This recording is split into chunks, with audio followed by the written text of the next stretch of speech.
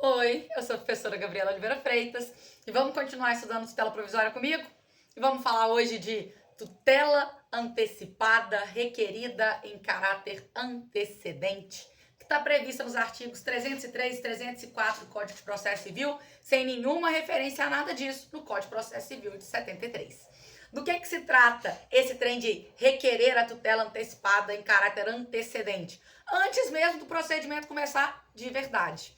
É disso que o nosso código está falando. Imagine que você tem uma situação em que a sua urgência em conseguir a tutela antecipada é tanta, mas é tanta, que você quer aquilo para hoje, para agora, e não vai dar tempo de você fazer aquela petição inicial impecável.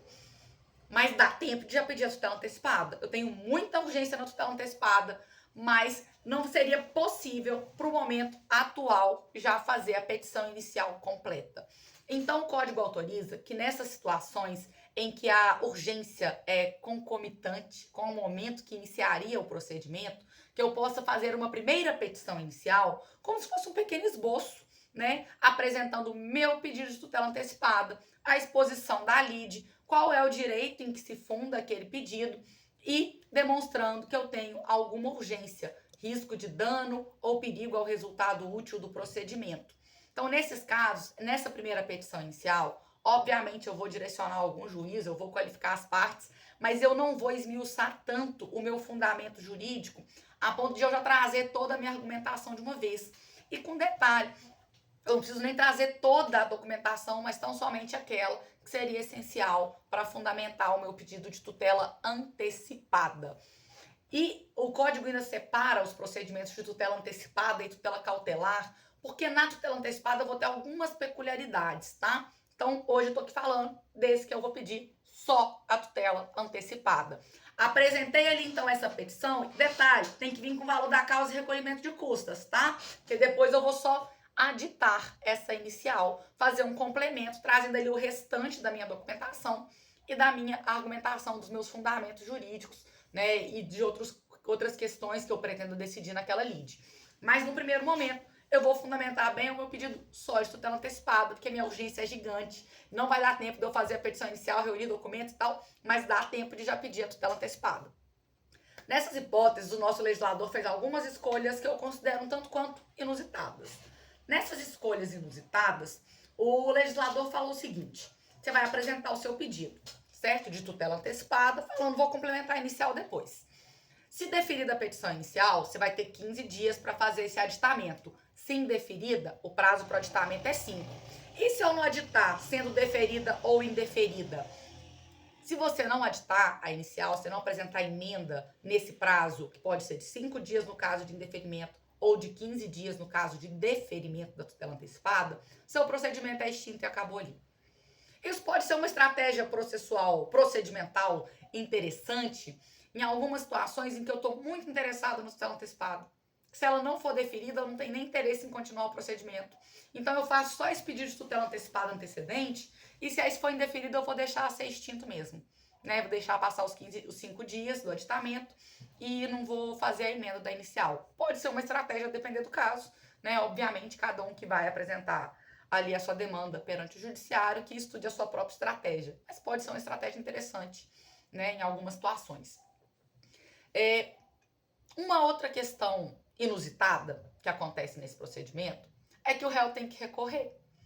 Deferida a tutela antecipada, se deferida, o réu deve impugnar essa decisão por meio de recurso. O recurso cabível nos termos do artigo 1015 é o de agravo de instrumento, sob pena de estabilização da tutela antecipada.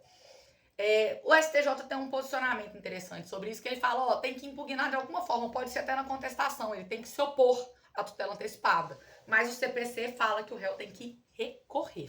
Ele usa expressamente a expressão interpor o recurso adequado. Mas o STJ falou assim, qualquer forma de impugnação tá valendo ali uma apresentação dessa oposição à tutela antecipada por meio de contestação, e aí não vai ter estabilização. Mas, havendo essa estabilização porque o réu não recorreu, meu procedimento acaba.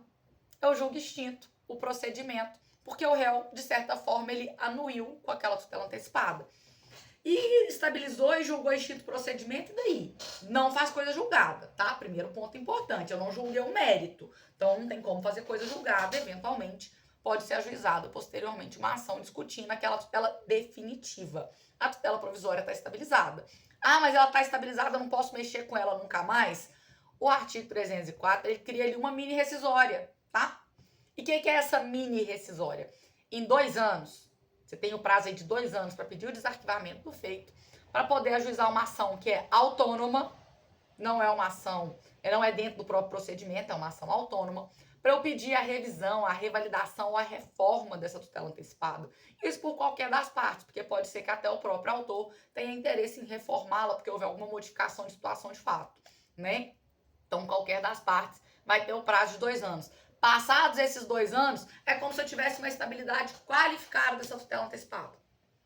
E eu resolvi toda uma questão tão somente discutindo uma tutela provisória de natureza antecipatória, tá? Ah, detalhe importante. Na sua petição, quando você for começar o procedimento, tem que contar que você está se valendo desse procedimento cabível ali do artigo 303 a 304. Tem que falar, eu estou pedindo tutela antecipada requerida em caráter antecedente, tá? Não pode só fazer o pedido de tutela antecipada e presumir que o juiz vai entender. Tem que pedir expressamente, porque o código determina. E aí, utilizar quando for interessante para a sua estratégia dentro do procedimento. Porque, na verdade, o que o legislador pretendeu com esse procedimento e com essas suas questões um tanto quanto inusitadas? Ele pretendeu resolver as questões no menor tempo possível. Uma expressão que, aliás, eu adoro do professor Rosemiro Pereira Leal, que ele fala que a gente está vivendo uma fase de fetiche das urgencialidades. A gente está loucura pelo trem, quanto mais rápido possível for. E é isso que o legislador pretendeu com esse procedimento. Dependendo, se só quer resolver a tutela antecipada, não tem interesse em continuar, o procedimento já acabou ali. Dependendo, você já apresentou tutela antecipada, a outra parte nem recorreu, acabou ali. A ideia é extinguir o procedimento o mais rápido possível, porque às vezes o que você pretende mesmo é a concessão da tutela antecipada, e a tutela definitiva no final seria tão somente para confirmar essa tutela antecipada, né? Então, a lógica do procedimento é exatamente essa. Atenção, eu só vou falar em estabilização de tutela, né, nesses casos de tutela antecipada. O procedimento da tutela cautelar requerida em caráter antecedente é diferente e é assunto para um próximo vídeo. No mais, bons estudos para vocês e até a próxima!